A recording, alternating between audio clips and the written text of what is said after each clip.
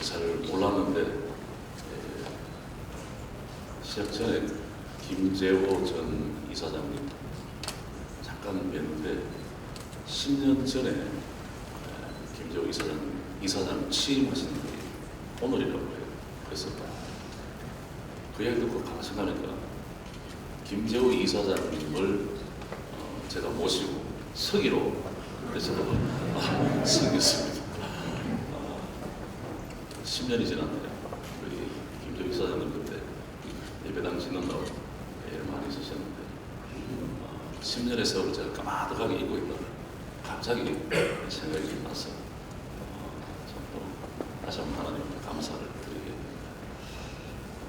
우리 전임 박재신 이사장님은 저하고 총신 83회 동기여서 총회를 승리는 시작부터 함께 해온 귀한 친구이자 귀하신 목사님이신데 2년간의 귀한 승기를 하시고 이제 임기를 마치셨습니다.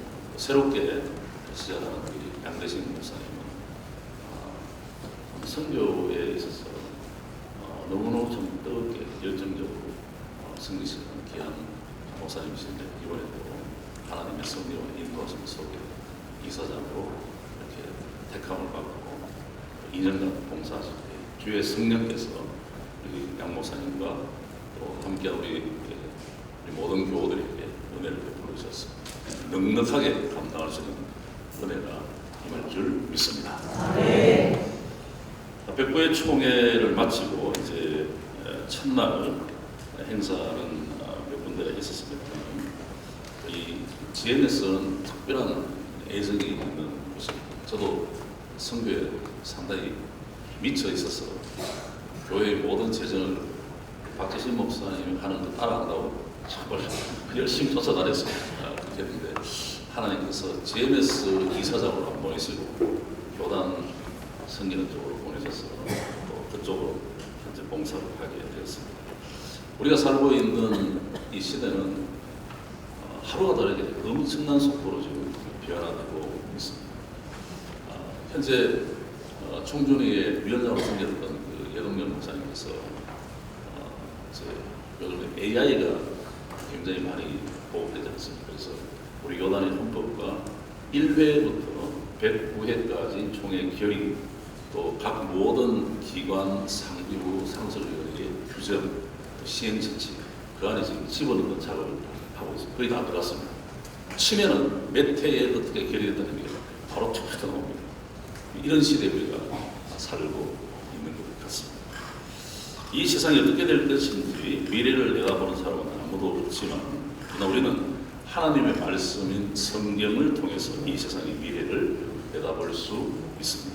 다니엘서를 보면 바벨론 왕 느부갓네살 때부터 이 세상 끝날까지 인류 역사가 어떻게 진행되리라는 것을 다니엘 선지자를 통해서 매우 구체적으로 예언해 주셨습니다. 결론의 말씀이죠. 오늘 본문은 이 세상의 끝날에 큰 환란이 있고 생명책에 기록된 사람들은 반드시 구원받는다. 그리고 부활과 복음을 전하는 사람들이 영광을 받을 것에 대하여 기록하고 있습니다. 그 내용 1절 말씀에 보면은 미가엘이라고 하는 천사가 나오는데 악마와 싸우는 천사죠. 환란 중에 있는 하나님의 백성들을 구원하기 위해서 마귀와 싸우는 군대장과 같은 천사. 이 미가엘을 아무도 이길 수 없습니다. 요한계시록 12장에 보면 미가엘 천사가 전쟁하는 이야기로 쭉 이어집니다. 하늘에 전쟁이 있으니 미가엘과 그의 사단의 용으로 더불어 싸울세 용과 그의 사단으로도 싸우나 이기지 못하여 다시 하늘에서 저희의 있을 것을 얻지 못한지라. 그러니까 이 싸움은 영적 싸움이죠. 미가엘의 일방적인 승리가 계속 되는 내용을 기록하고 있습니다. 그러면서 매우 큰 환난이고 과거에도 없었고 이후에도 두 번 다시 없을 무서운 환난이라는 것을 언급합니다. 그러나 하나님께서 택하신 백성들을 구원하기 위하여 그들을 감해 주시겠다. 이 마지막 환난은 마귀가 자기의 때가 얼마 남지 않은 것을 알고 최후의 발악을 하는 가장 무서운 환난입니다. 오늘 이 세상이 돌아가는 것을 보면은 마귀가 이기는 것처럼 보이지 않습니까? 세상이 점점 타락하고 사람들이 완악해지고 죄악이 관영하고 하나님이 없는 것처럼 보입니다. 마귀가 득세하는 것처럼 보입니다. 그러나 이들의 세력이 아무리 크게 보여져도 강하게 보여져도 결국은 망하는 것입니다. 왜냐하면 미가엘 천사가 이미 사단과의 싸움에서 이기셨고 앞으로도 계속 이길 것이기 때문입니다. 따라서 우리는 앞으로 어떠한 환난이 와도 걱정할 필요가 없습니다. 환난은 우리 인생에 좀 괴로운 것 아니겠습니까? 그러나 이 환난을 통해서 하나님의 뜻을 이루어 가십니다. 환난을 통해서 복음이 전파되고 하나님의 백성들을 구원해 주시는 것입니다. 이 세상은 계속해서 변하고 있습니다. 그 변화의 속도가 점점 더 빨라지고 있습니다. 가장 큰 변화는 전쟁과 같은 큰 환난을 통해 이루어지는데 전쟁과 환난을 통해서 한 나라가 무너지고 또 새로운 나라가 세워지고 이런 걸 보면은 한 나라를 패하게 하시고 세우기도 하시는 이 일의 주관자는 하나님이십니다. 오전 시간에 통일목회 개발은 이제 통일 포럼과 또 기도에 잠깐 참여했는데 그렇게 통일을 사모하며 기도하는 하나님의 사람들이 아직도 많이 남아있는 것을 볼 수 있습니다. 하나님께서 우리들의 기도를 통해서 반드시 북한의 문을 열어주시고 통일의 은혜를 주실 줄 믿습니다. 왜? 저 땅에 구원받아야 할 하나님의 사람들이 있기 때문에 그렇습니다. 이 일에 오늘 이 자리에 계신 우리 모두가 함께 기도하시고 하나님이 길을 열어주실 때 우리 모두가 그 땅에 주의 복음을 증거하는 일에 함께 진력해 주시기를 바랍니다. 우리가 인생을 사는 가운데 모든 환난, 영적으로 보면 하나님의 뜻 가운데 있지 않습니까? 우연히 일어나는 것처럼 보이지만 그렇지 않죠. 하나님의 뜻을 이루기 위해서 환난이 있고 재난이 때론 우리가 나아가는 인생 속에 갑작스러운 아픔이 있고 속상함이 있고 또 나는 가고 싶은데 하나님이 멈추게 하시고 내가 이 일을 맡고 섬기고 싶은데 하나님이 때로는 멈추게 하시기도 하고 어떻게 보면 내가 전혀 감당할 힘과 여건이 안 되는데 상황이 안 되는데 어떤 때는 맡기기도 하십니다. 모든 것이 하나님의 섭리이지 않겠습니까? 성경책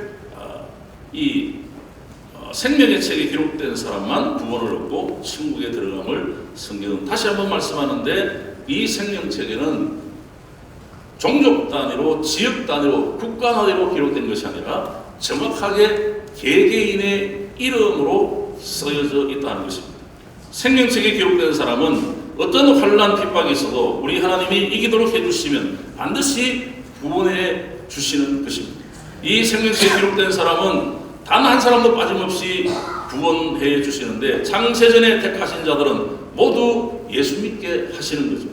과거에 여러분 환난을 당했음에도 불구하고 그 마음이 강팍하여서 하나님께 돌아오지 않았던 사람에도 마지막 환난 때에는 다 돌아오게 될 줄로 믿습니다. 하나님께서 환난을 통해 하나님의 백성을 훈련시키고 성결케 하시고 그 믿음을 강하게 하시는 줄 압니다. 3절 말씀해 보니까 많은 사람을 옳은 대로 돌아오게 한 자 하나님께로 돌아오게 한 자 별과 같이 영토록 빛나리라 그랬습니다. 세상 사람들이 알아주지 않아도 고생이 되어도 이 땅을 떠나서 이민족에게 가서 복음을 증거하는 주의 종들 택한 백성들을 하나님께로 돌아오기 위해서 삶의 전 생애를 바치는 귀한 우리 선교사입니다. 가장 큰 영광을 얻게 될 줄 믿습니다. 하나님께서 우리에게 상 받을 일을 할 수 있는 기회를 주셨습니다. 십자가의 도가 멸망하는 자들에게는 미련하게 보이지만 전도에 미련한 것으로 믿는 자들을 구원하시기를 기뻐하시는 것입니다. 따라서 믿는 자에게는 십자가의 도가 구원을 얻게 하시는 하나님의 능력이죠. 중국 최초의 복음을 전한 분이 이제 제가 찾아보니까 스코틀랜드 장로교회 로버트 모리슨 선교사님이라는 분의 이름을 보게 되었습니다. 이분은 1787년 1월 7일 스코틀랜드 혈통을 이어받은 기독교 가정에서 태어났는데 이분이 이제 쭉 성장하고 1807년 1월 8일 목사안수 받고 이제 25의 젊은 나이로 중국을 향하여 갑니다. 그렇게 중국 땅을 사랑하며 그곳에 도착했는데 아무도 환영하지 않았죠.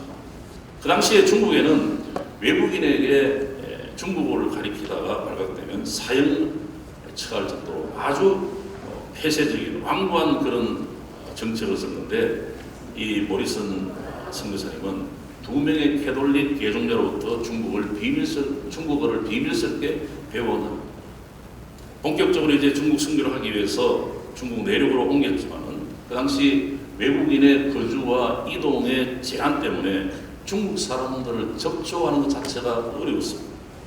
매일 아침 망한한 중국 대륙의 복음화를 위하여 힘차게 출발해 봤지만은 실상은 쾌쾌한 냄새가 나는 지하 새방에서 배고픔을 참아가면서 중국어 공부를 하던 이 모리슨 선교사님, 현실은 건강이 매우 악화되었고 너무너무 힘든 상황이었습니다.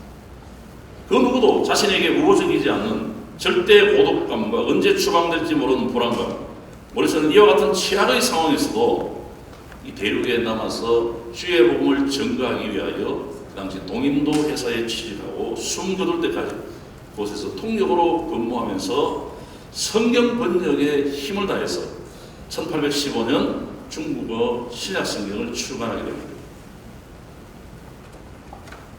모리슨의 이런 무모한 중국 선교에 비판적인 시각을 갖고 있었던 어떤 분이 이렇게 물었습니다. 당신이 중국에서 조금이라도 영향을 끼칠 수 있다고 생각하십니까? 질문했는데 모리슨은 중국 선교에 대하여 담대하게 말했습니다. 그렇다고 생각합니다. 저는 아무것도 할 수 없습니다. 그러나 하나님은 하실 수 있습니다. 그래서 이 중국어 한문 성경을 들고 이제 번역을 해놓으니까 그 후에 들어온 선교사님들이 그 한문 성경을 들고 중국 곳곳으로 들어가기 시작합니다.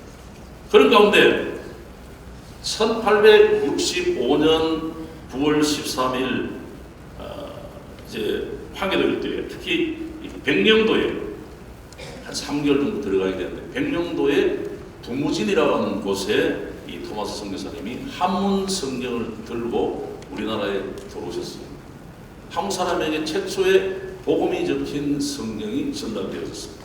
그리고 1년 뒤에 토마스 선교사는 한문 성경을 가슴에 안고 대동강에서 순교하게 됩니다. 토마스 선교사가 건네준 성경 중 3권이 책치량이라고 하는 사람 손에 넘어갔는데, 이 사람은 성경이 검서라고 하는 것을 알고 그걸 묻고 당시 평양주사 박영식에게 주었는데, 그 당시 종이가 아주 귀했기 때문에 평양주사였던 박영식은 그 성경을 한 장씩 뜯어서 자기 집 도배지로 사용을 했습니다. 결국 그 집안의 벽은 온통 성경으로 도배되어진 것입니다. 들어가도 나가도 누워도 성경 말씀을 자동으로 읽게 되었습니다. 신명기의 말씀처럼 문설주와 임방의 말씀을 붙임으로 자기도 모르게 하나님 말씀에 순종하는 사람이 되었습니다. 결국 박영식은 예수님을 영접하고 구원받았습니다. 박영식에게 성경을 넘겨줬던 최치량 이분도 그 집을 출입하면서 말씀을 읽게 되었고 그리스도인이 되었습니다.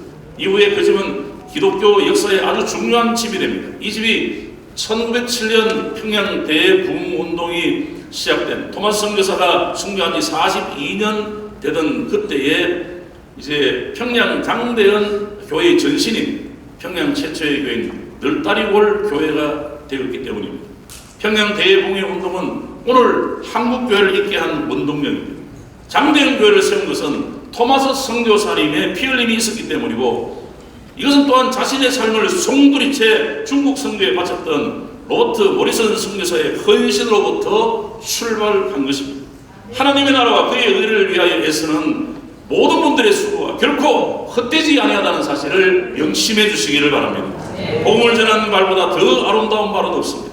이 세상에서 가장 고마운 사람은 우리에게 복음을 전해주어서 예수 믿게 만들어준 분입니다.